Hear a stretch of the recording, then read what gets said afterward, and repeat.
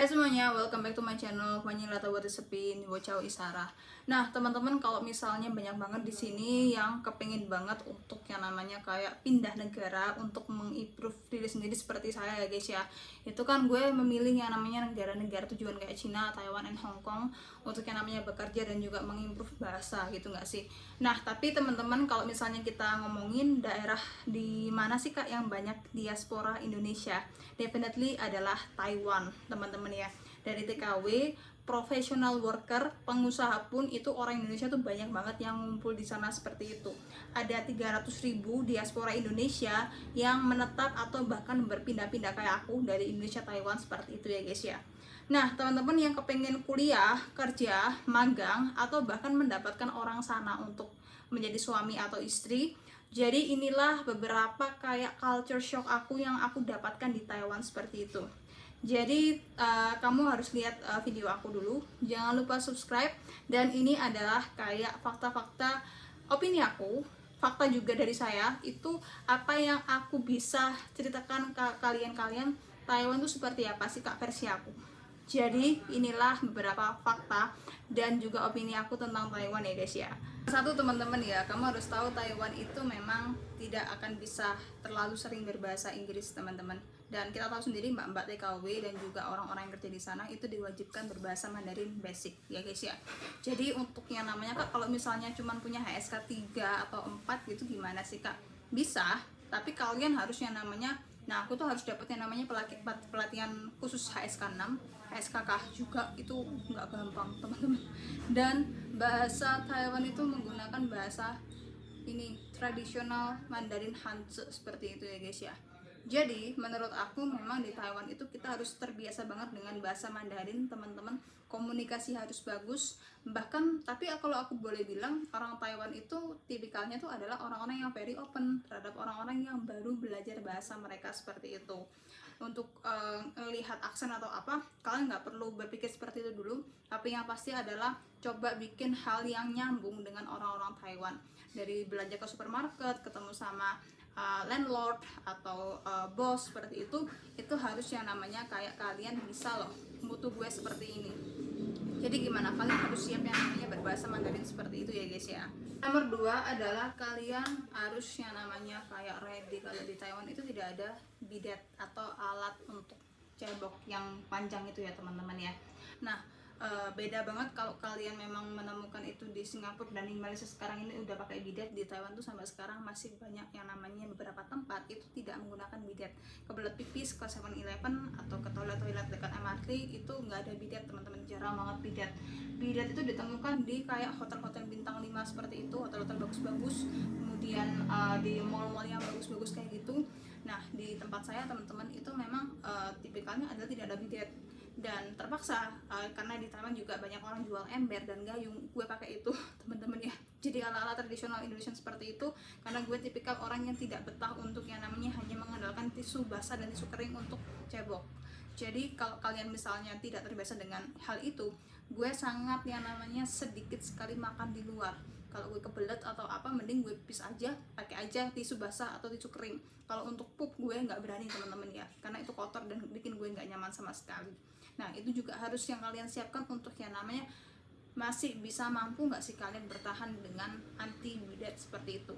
Jadi gimana menurut kamu? Terus adalah yang ketiga itu makanan teman-teman ya. Kalian jangan pernah mikir makanan Taiwan tuh seenak chicken shilin atau chicken pop seperti itu, atau kayak bakpao yang dijual sama Jeju, atau kayak martabak apa tuh namanya, martabak ini Taiwan yang putih itu, atau bobati. Itu jangan lihat itu, karena for me Taiwanese people itu suka banget yang namanya makan menu besar teman-teman ya. Nasi pakai kacang green, kemudian sayur itu ya asin-asin aja, kalau ikan gurih-gurih aja, dan mereka tuh minim banget yang namanya bumbu. Dibandingkan orang Indonesia yang suka bumbu merempah, mereka itu adalah tipikal orang yang hampir sama cara makannya seperti orang Cina.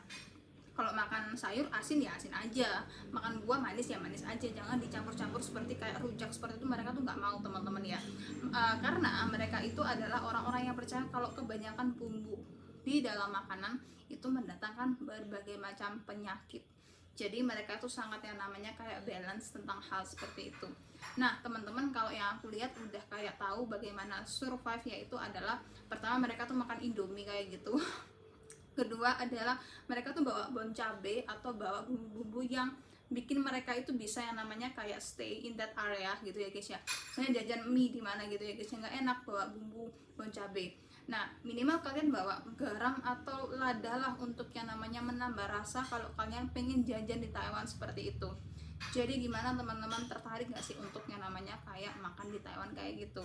Untuk gaya hidup di sana gimana sih kak? Untuk pengeluaran sebenarnya hampir sama kayak UMR kita sih, sekitar 6 juta 8 juta gitu ya guys ya. Tapi so far kalian bisa yang namanya reduce di bawah itu sampai 4 jutaan untuk anak-anak kuliah, itu masih bisa, bahkan maybe 2 juta kalian bisa namanya kayak paling hemat pun gitu ya guys ya di sana itu.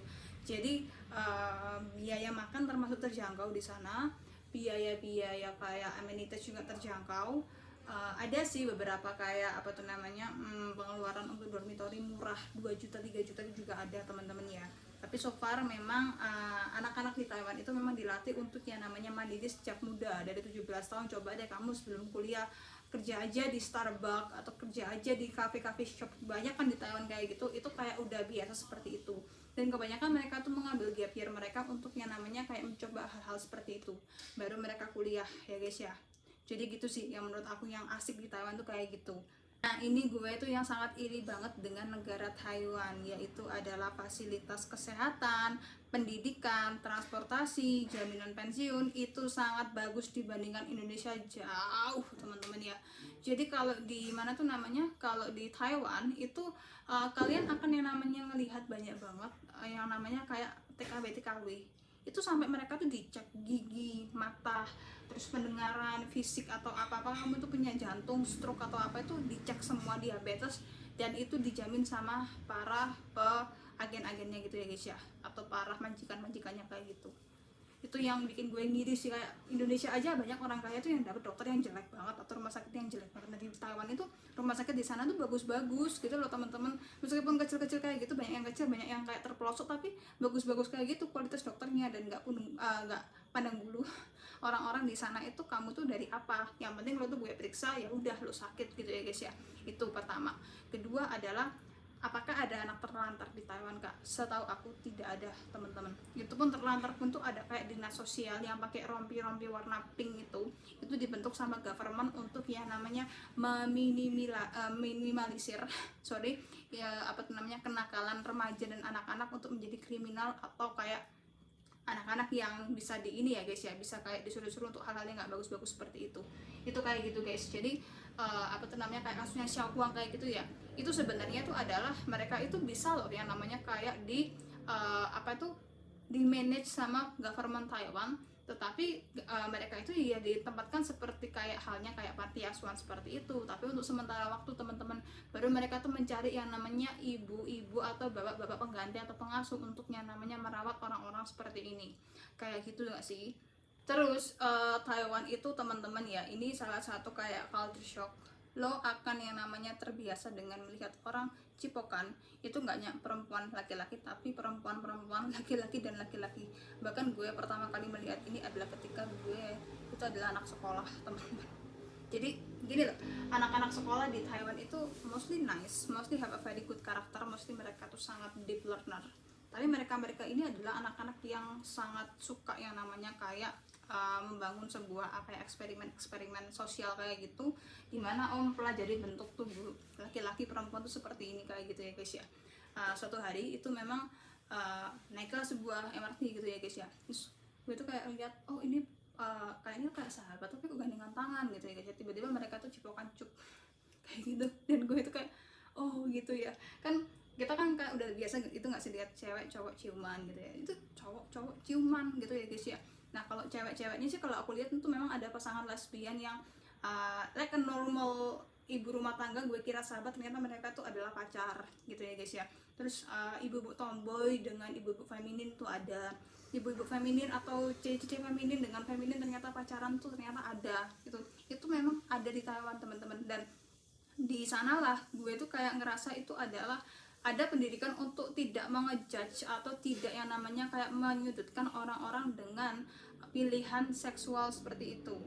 Jadi itu dari kecil, jadi itu kayak apa tuh namanya, pembelajaran untuk tidak mendiskriminasi orang-orang LGBTQ di Taiwan itu ternyata dari SD teman-teman gitu ya guys ya. Jadi apa tuh namanya, ya anak-anak melihat seperti itu wajar lah, karena mereka tuh pasangan dan mereka berhak bahagia kayak gitu sih. Dan itu sangat, kalau diterapkan di Indonesia sangat aneh dan riskan gak sih, tapi kalau itu benar-benar kayak iya begitulah, kalau mereka itu memang secara pemilihan siapa yang kamu pilih untuk hidup atau seks itu adalah mereka-mereka seperti itu. Nah itu kamu harus siap di Taiwan kayak gitu ya guys ya. Untuk masalah pekerjaan dan sekolah gitu ya guys ya, gini, ternyata orang Taiwan itu sangat tahu bagaimana cara memisah antara waktu santuy, waktu males dengan waktu benar-benar kerja. Singkatnya tuh adalah gini, orang Taiwan itu me time itu sangat-sangat sedikit teman-teman. Gue tuh me time itu kan kayak meditasi gitu ya guys ya, meditasi pagi hari. Itu mereka tuh harus bangun jam 5 jam 6 kayak gitu meditasi, kemudian mereka tuh kayak kerja. Dan mereka ini itu nggak ada waktu untuk yang namanya kayak malam karaokean yuk, untuk yang namanya melepas penat atau ngeklub kayak gitu, enggak teman-teman. Mereka tuh memilih yang namanya setelah kita menyelesaikan tugas ini baru kita senang-senang mau mabuk sampai jam 4 pagi, itu nggak apa-apa, yang penting kita tuh bisa yang namanya selesai ini kerjain. Kan kalau orang Indonesia kan waduh capek nih, kita self reward dulu yuk ke Starbucks atau apa ya. Starbucks di Taiwan bukan barang mahal sih gitu ya, kalau di Indonesia kan barang mahal kayak gitu ya guys ya. Itu kita ke mana yuk, ke rumahnya temen buat ngerjain ini tugas, selesai kita makan kemana gitu ya guys ya. Nah kalau di Taiwan itu kayak gitu guys. Di Indonesia itu enggak, mereka tuh me time dulu pada waktu hektik, baru mereka tuh ngerjain tugas kayak gitu, enggak sih? Nah itu ngeselinnya kalau kerja di Indonesia kalau dibandingkan Taiwan gitu ya guys ya. Tapi itu juga berlaku sama anak-anaknya kayak gitu. Another culture shock itu adalah kalian gak akan yang namanya kaget kalau anak-anak SMP SMA di Taiwan itu sudah berani yang namanya mentato, bahkan yang namanya menindi ya teman-teman ya. Jadi kalau misalnya usia legal untuk bertato itu adalah usia 18 tahun. Tapi orang-orang Taiwan atau anak-anak Taiwan itu umur 15, umur 16 tahun itu udah banget yang namanya ditemukan yang udah bertato, bahkan juga tindikan seperti itu. Dan kalau tindikan itu kayak masih diterima sama kayak guru-guru di sana, tapi kalau udah tatoan itu kadang-kadang kayak ini masih perlu direvisi nih ini anak kayak gitu ya guys ya. Cuman anak-anak Taiwan itu tipikalnya itu adalah tanggung jawab teman-teman ya. Dan yang namanya kreatif industri itu cukup dijunjung tinggi di Taiwan guys. Jadi mereka ini ya biarlah seperti itu, tapi lo tuh harus tanggung jawab dengan tugas lo. Kalau enggak, kamu akan sama halnya seperti sampah masyarakat seperti itu. Gini guys, kalau Taiwan ya, mending gue itu pernah yang namanya melakukan kriminal atau di penjara pun, tapi gue kerja, dibandingkan gue tuh nggak ngapa-ngapain di rumah nganggur kecuali gue sakit. Itu kayak lebih sama seperti sampah masyarakat dan orang-orang nggak berguna seperti itu. Mending mereka itu kayak gini loh, orang Taiwan tuh motonya ya, mending mereka itu kerja apapun dibandingkan mereka tuh nganggur. Mereka tuh mending itu kayak terbaring lemah di kasur dibandingkan gue tuh nganggur kayak gitu. Jadi itulah yang namanya rahasia etos kerja orang-orang Taiwan ya guys ya. Another fact about Taiwan, orang Taiwan itu kalau aku boleh lihat itu hampir sama dengan orang Indonesia, yang terkadang orang-orangnya itu tidak terlalu fanatik dengan barang-barang branded. Kayak gue pengen Louis Vuitton atau apa, tapi di sana masih banyak ditemukan orang-orang punya itu sih gitu ya guys ya. Tapi tidak sefanatik Cina atau Hong Kong atau Singapura ya guys ya orang Taiwan itu. Orang Taiwan tuh nggak tahu kenapa mereka tuh sangat suka banget bikin kayak tas-tas buatan mereka sendiri kayak gitu. Mereka tuh kayak pengen punya brand sendiri tas atau alat olahraga atau alat-alat apa tuh pendukung untuk pekerjaan yang ini brand gue sendiri. Itu mereka tuh berlomba-lomba pengen yang namanya punya hal seperti itu gitu loh guys ya. Jadi apa tuh namanya kayak kreatif industri lokal di Taiwan tuh jalan dan bahkan maju teman-teman ya. Meskipun mereka tuh kayak lihat arahnya tuh ke arah Korea, Jepang atau Amerika Serikat, tapi mereka ini mengedepankan orang-orang yang di Taiwan itu tinggal dengan hal yang serumpun seperti itu dengan Cina guys ya. Makanya mereka tuh sangat terbuka dengan ide-ide kreatif dari Cina, dari manapun mereka tuh sangat terbuka seperti itu. Jadi kalau misalnya kalian lihat, aku tuh pernah nemu itu ada orang itu yang pakai sebuah tas laptop tuh dari karung kuning tapi bagus banget, dari perelanya Dior atau apa tuh, itu kayak bagus banget gitu dia bikin kayak gitu teman-teman. Kayak lu beli di mana sih, gue pengen nih kayak gitu ya, dibuatin terus dijual ke teman-temannya kayak gitu. Itu udah biasa di Taiwan. Itu kayak di Indonesia kan kayak hampir nggak ada nggak sih orang-orang itu yang jual-jual kreatif industri ke teman-teman, itu kan hampir jarang banget gitu ya guys ya. Nah kalau di Taiwan tuh sangat sering gitu ya guys ya untuk yang namanya membuat hal seperti itu. Jadi gimana menurut kamu? Nah kamu harus tahu teman-teman, ini fakta yang cukup menyakitkan bahwa mostly orang Taiwan itu terima atau enggak itu memandang rendah orang-orang Indonesia dibandingkan orang Thailand, Singapura atau Malaysia. Sumpah itu terjadi teman-teman. Jadi kenapa? Karena gini, orang Taiwan tuh kan bagaimanapun suka banget lihat televisi gak sih, dan lihat yang namanya negara Indonesia kayak gitu. Nah Indonesia tuh dikirain tuh adalah orang-orangnya tuh mostly itu kayak gak ada gedung pencakar langit kayak Jakarta, Surabaya tuh mereka tuh kayak nggak percaya. Kedua itu adalah kayak apa tuh namanya, mereka tuh kayak tinggal di hutan gitu nggak sih.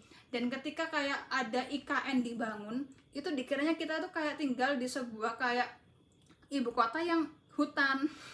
Ya emang IKN kan ibu kota hutan gitu ya teman-teman ya, tapi mereka tuh percaya kalau kita semua tuh tinggal di hutan seperti itu. Bahkan mereka tuh hampir nggak percaya kalau gue tuh pernah bawa iPad dan juga bawa MacBook. Oh kamu beli di Singapura ya? Aku bilang loh aku beli di Indonesia, seperti itu. Loh Indonesia tuh bukannya negara hutan yang nggak ada apa-apanya ya? Ternyata yang dikeliatin di apa tuh namanya kayak televisi itu adalah Indonesia yang daerah-daerah utara itu yang ada Chinese community yang kayak masih tradisional, yang jalan aspal tuh hampir jarang kayak gitu, dan tinggal di gubuk-gubuk kayak gitu. Mereka tuh ngiranya tuh orang Cindo tuh kayak gitu teman-teman, sumpah. Dan mereka itu lucunya itu adalah, lo kamu nggak tahu Mbak Rita, gue langsung ke apa tuh namanya kayak teori yang sedikit sedikit kayak awam kayak gitu. Mereka kira Bali itu adalah daerah yang diatur sama Australia dan Amerika. Jadi yang kecil-kecil itu, yang bawah itu, yang Jawa itu teman-teman, itu dikirain masih yang namanya daerahnya Australia. Itu gila nggak sih gitu loh teman-teman ya. Terus mereka tuh itu yang pertama, terus mereka tuh mikirnya tuh Indonesia cuma yang Kalimantan gede itu sama Sumatera itu. Mereka tuh mikirnya tuh di situ guys. Dan yang kedua itu adalah ini teman-teman ya, apa tuh namanya, aku itu hampir yang namanya kayak dikirain bahwa kamu di sini nggak jadi TKW nggak sih, atau nggak jadi itu. Aku kan nggak pernah kerja di pabrik di Taiwan teman-teman ya, cuman enggak gitu loh. Dikirain kita ini emang semuanya tuh adalah orang-orang miskin teman-teman gitu loh. Begitu gue tuh kayak bawa makeup gue yang cukup pricey ya guys ya, gue kan punya Shiseido yang harga 2 juta atau apa. Dikirain gue tuh kayak nggak ada di negara gue gitu loh, kayak gitu. Gue kan mikir aku tuh kayak oh gitu orang Taiwan kayak gitu ya teman-teman ya. Dan akhirnya teman-teman itu memang ternyata orang Taiwan tuh mostly tuh kayak memandang sangat rendah sekali orang-orang Indonesia, bahkan Cindo seperti itu.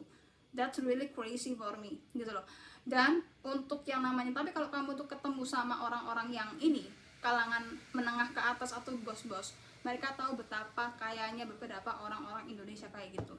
Kayak ditanyain, di China ya, bocah ini, wah wanying, mereka tuh seneng banget teman-teman kalau ketemu bos-bos besar atau apa.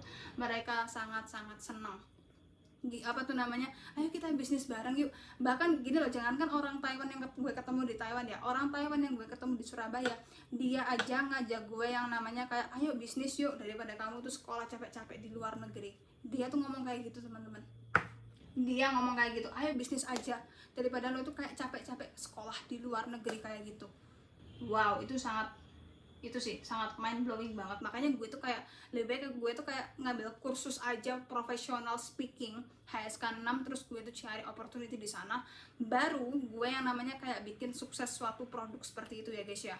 Jadi itu salah satu kayak pengalaman yang lucu sekaligus ngenes sih, kayak orangnya tuh bisa bilang ke gue, di Indonesia kamu tuh nggak apa-apa nggak sih, nggak di sana kan hutan yang luas, kamu bisa survive itu gimana caranya.